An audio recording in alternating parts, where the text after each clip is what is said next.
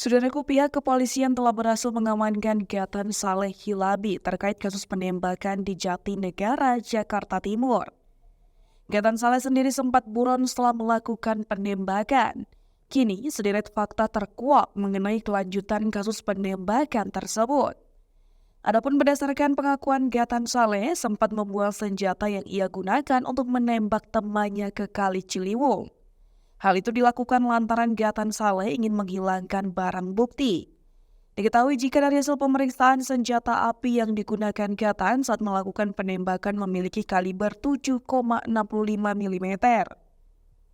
Gatan Saleh mengaku dirinya kerap membawa senjata api dengan alasan untuk membela diri.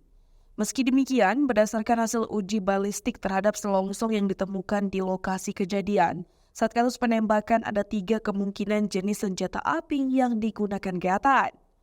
Selain itu, Polres Metro Jakarta Timur masih melakukan penyelidikan lebih lanjut terkait keberadaan senjata api dan apakah senjata tersebut memiliki izin resmi atau justru ilegal. Di sisi lain, Nicholas menyebut jika berdasarkan hasil pemeriksaan urin, Gatan positif menggunakan narkotika jenis ganja dan obat-obatan terlarang. Hanya saja, Nicholas tidak merinci lebih jauh terkait sudah berapa lama Gatan menggunakan narkotika, dan apakah Gatan juga ditetapkan sebagai tersangka dalam kasus penyalahgunaan narkotika.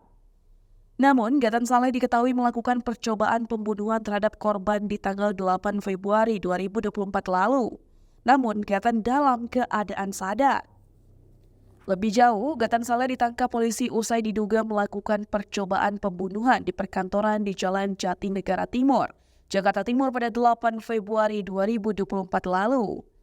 Ia melakukan percobaan pembunuhan terhadap temannya yang bernama Muhammad Andika Mewardi di perkantoran di Jalan Jatinegara Timur, Bali Mester pada Kamis 8 Februari 2024 sekitar pukul 2 waktu Indonesia Barat. Saat itu korban yang baru saja membeli makan kaget bukan main mendapat kejaran dari terduga pelaku. Berdasarkan keterangan korban, Gatan sempat melontarkan 3 tembakan di tempat kejadian perkara.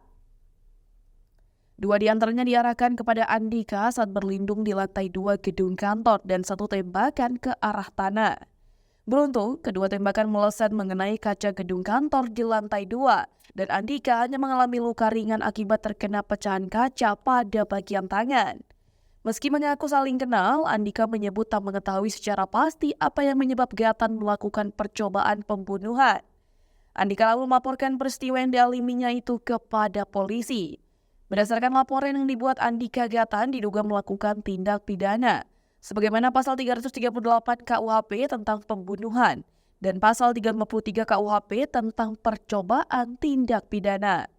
Kemudian atau pasal 1 ayat 1 Undang-Undang Darurat Nomor 12 Tahun 1951 tentang barang siapa yang tanpa hak memasukkan, memiliki dan menggunakan senjata api atau bahan peledak. Namun hingga saat ini Gatan masih berstatus sebagai saksi karena menunggu proses gelar perkara dilakukan penyidik Satreskrim Polres Metro Jakarta Timur.